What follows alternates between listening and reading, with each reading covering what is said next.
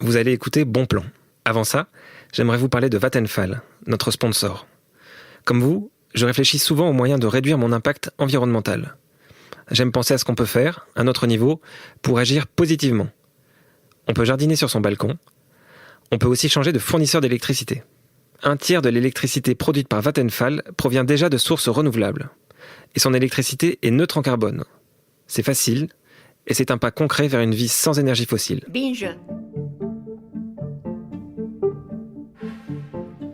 Bonjour et bienvenue dans ce 4e épisode de Bon Plan, saison 2. C'est un numéro un peu spécial, sur la forme d'abord, parce qu'on va sortir du studio et on va retrouver un reportage que j'avais hâte de vous diffuser depuis le cœur de l'été. Sur le fond aussi, c'est un peu original. On ne va pas parler de tomates, de poires de terre ou de côtes de blettes, on va parler des céréales. Parce qu'en fait, les céréales, on peut les cultiver même en ville. Et non seulement c'est faisable, mais en plus c'est l'occasion de préserver des variétés anciennes. On retrouve Isabelle, dans le 14e arrondissement de Paris, qui cultive des céréales dans le jardin de l'association Florimond.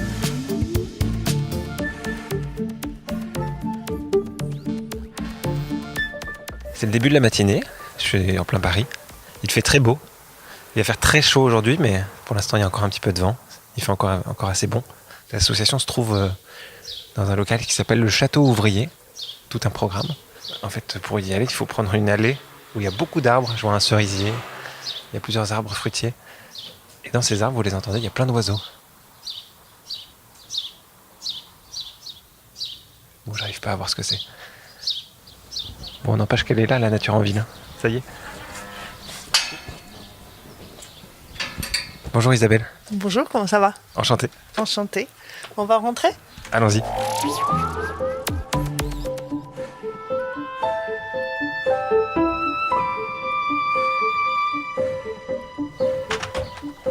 Donc ici, on a la chance d'avoir cet espace qui est quand même magnifique parce c'est une ancienne ZAC, ZAC Didot, qui a été réaménagée. Donc il y a un jardin public, il y a un jardin partagé, il y a un café associatif. Et il y a ce jardin qui est splendide, mais normalement, on n'en a pas l'utilisation. Donc on reste très discret et on essaie de ne pas l'utiliser. Mais j'ai fait dedans des semis de céréales.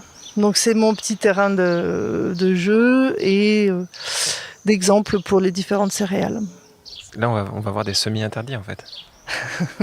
Semis interdits. Un peu. Est-ce que tu peux me raconter l'histoire de ce projet ? Alors, le projet, il a démarré, en fait, Florimond, donc c'est une association de proximité. On est dans le 14e arrondissement. On a donc des espaces on a des salles.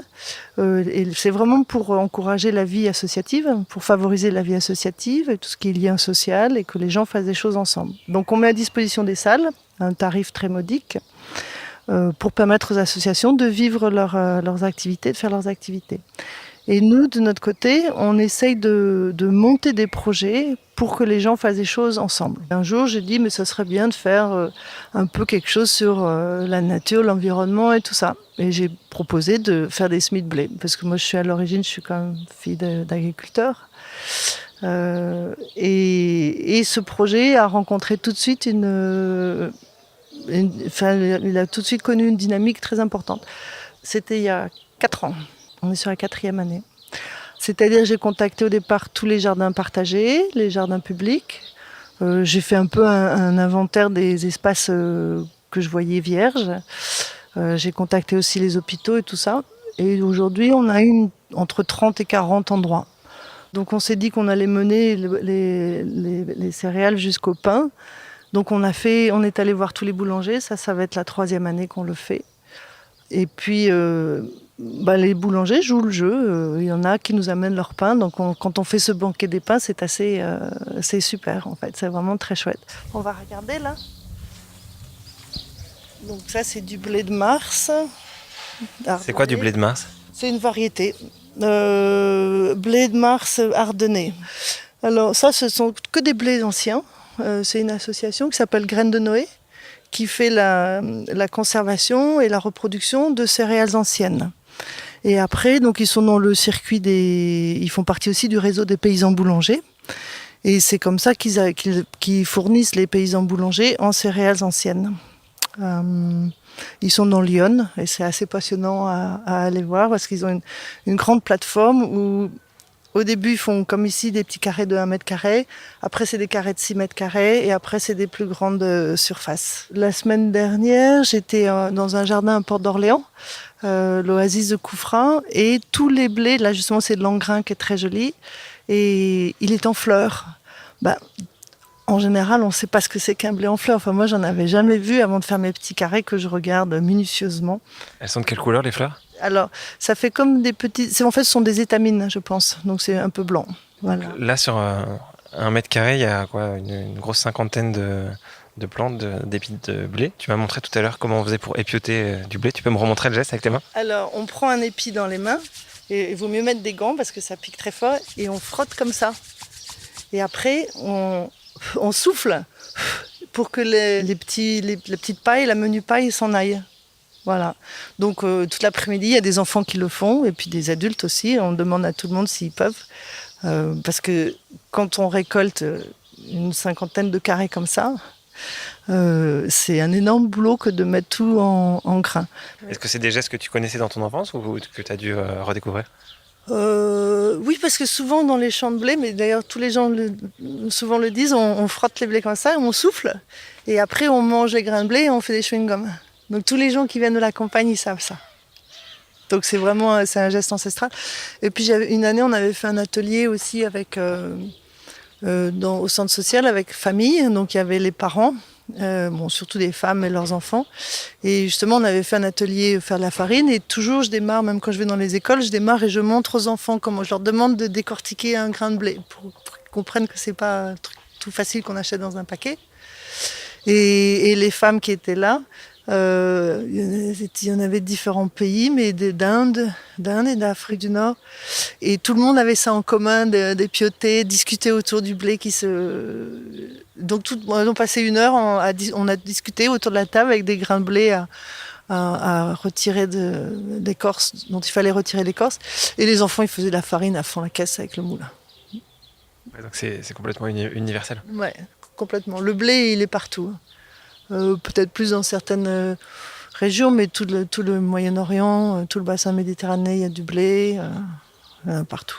Donc vous récoltez une cinquantaine de carrés, vous les épiotez, et qu'est-ce que vous faites du grain qui est récolté ? Alors avant de les épioter, je demande à tous les jardiniers de m'amener les bottes, et c'est assez joli. C'est vraiment beau parce que tous les blés sont par variété, on les met. Après, moi je les garde jusqu'au banquet des pins, et au banquet des pins, donc on les épiote, et après on les met dans des petits paquets. Ça se passe comment, un banquet des pains, en fait ? Alors c'est ici, donc la première aile, on fait un grand banquet des pains où on expose les pains des boulangers. La pièce à côté, on a la salle où on goûte les baguettes pour s'arrêter. Qu'est-ce que c'est que le pain ? Pourquoi je trouve qu'il est bon ? Et c'est étonnant parce qu'on peut passer un quart d'heure, 20 minutes sur 3 petits morceaux de pain et à se poser des questions. Donc ça, c'est toujours bien. Après, on a la salle où on fait le pain. Donc les boulangers, ils ont une quinzaine d'enfants, et ils font des petits tas de farine et ils font leur pain. Et aussi la table avec les récoltes de l'année. Et c'est là où on les épiote. C'est-à-dire que ça prend du temps, on fait ça avec la main et ça pique partout parce que, en fait, les blés, ils ont plein de systèmes de protection. Donc le grain vêtu, il est vêtu, c'est aussi pour que les insectes n'y aillent pas, pour que les oiseaux, les insectes, ils aient du mal à récupérer. Celui-ci, l'amidonnier, là, il a une très belle barbe, il a une grosse barbe, enfin très longue.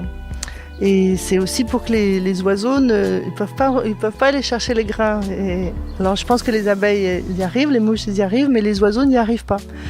Les blés, normalement, avaient tous des barbes auparavant. C'est vraiment l'industrie qui a fait en sorte qu'il n'y ait plus de barbe. Parce qu'une barbe dans une machine à moissonneuse-batteuse, en fait, ça pique et puis ça peut bourrer les moissonneuses-batteuses. Les pins, ce qui est cultivé en blé, ce sont des variétés de blé qui servent déjà pour que les machines puissent aller toutes seules sans conducteur et tout ça. Tout est au carré, il faut des très grandes surfaces. Comme ça, on a des machines énormes qui cultivent. Il y a pratiquement plus d'ouvriers agricoles. Hein. Il y a une agriculture de 500 hectares. Je pense qu'elle peut le faire avec un ouvrier, point. Ensuite, les blés, ils sont sélectionnés pour qu'il y ait...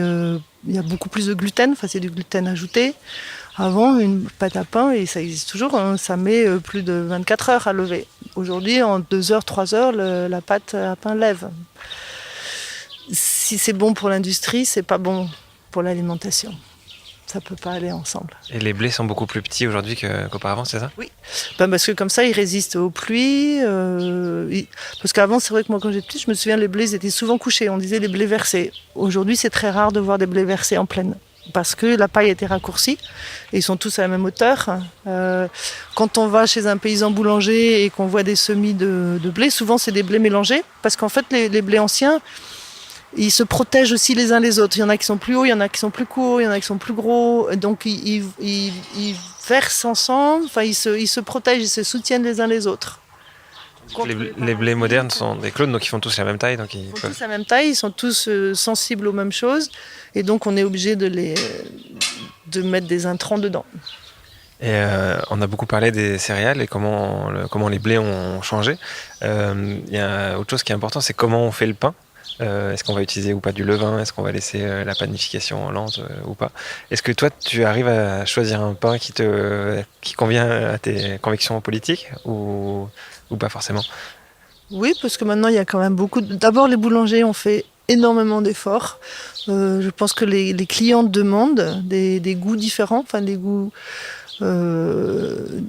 Ils veulent plus la baguette blanche qui devient torchon le soir, quoi. Moi, je veux un pain qui se garde longtemps, 3-4 jours. J'aime bien le pain sec, en fait. Mais la baguette sèche, non. Mais un pain complet sec, c'est parfait. Ouais, ça me va très bien. C'est quoi tes critères pour choisir un bon pain? Donc un pain qui se conserve bien. Souvent, c'est un pain complet ou pain de céréales anciennes. J'aime bien les pains de lin aussi. Les mélanges, j'aime assez bien. Donc souvent, je prends des gros pains. Qui est coupé en tranches, enfin un morceau d'un gros pain. C'est rarement une baguette. Même si de temps en temps on craque pour une baguette, là, un pain beurre le matin au petit-déj, ça c'est pas mal non plus. Dans les cafés, ça j'adore ça. Donc si on regarde par-dessus le mur, bon, ici ils viennent de faire des travaux, c'est un jardin public pour les petits et surtout c'est un jardin partagé. Donc là on voit il y a plein de framboises. Il y a comme une cage là-bas avec des filets. En fait c'était une grande parcelle de céréales. Là, il y avait du seigle qui était très haut. Comme ça c'est du seigle. Comment on voit d'ailleurs que la céréale est mûre? Déjà, on voit que la tige, elle est jaune. Elle a cette jolie couleur. Et puis les grains, quand on les touche, en fait, ils sont durs. D'accord. Quand c'est pas mûr, ils sont tendres, ils sont mous. Là, il n'est pas mûr parce qu'il est encore vert, la paille est verte. Mais là, on voit que les oiseaux, même à travers le filet, ils sont venus bouffer. Hein. Ils sont venus tout manger. Ils sont très forts. Alors, on peut passer là, voir ce qu'il y a derrière. Donc, on grimpe au milieu des poivrons et des aubergines. Et donc, ici, c'est de l'épeautre, comme celui que j'ai cueilli. Donc, ils sont tous courbés, ça veut dire qu'ils sont mûrs aussi? Ah oui, c'est ce qu'on dit. On dit que l'épi fait la crosse. D'accord. Et quand il fait la crosse, ça veut dire qu'il est mûr. Enfin, moi, quand j'étais petite, c'est ce qu'on disait.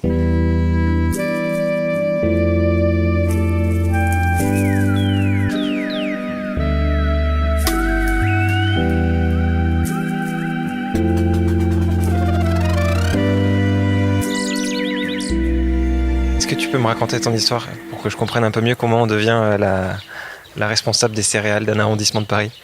C'est le retour à la terre. Moi, j'ai voyagé pendant 25 ans. Je n'ai pas habité en France, donc j'ai vécu au Royaume-Uni, en Écosse au Royaume-Uni, à Hong Kong pendant 10 ans, en Californie pendant 10 ans. Et je suis revenue en l'an 2000. Je me suis installée dans le 14e en 2004. Et puis manger sainement, pour moi, c'est un engagement politique que j'ai pu mener. En fait, quel que soit le pays où j'ai habité, j'ai pu mener ce combat politique, où au moins ça a été une constante. Même si j'étais à Hong Kong, je pouvais quand même avoir des opinions politiques. Enfin, c'était possible même de voter de faire un choix politique pour l'environnement et essayer de sauvegarder l'environnement. Quand j'étais très jeune, j'ai commencé, c'était les premières centrales nucléaires, quand j'avais 14-15 ans. Donc, en fait, c'était mon premier engagement. Tu viens de quelle région? De l'Aisne. Donc en plus, c'est les grandes plaines céréalières.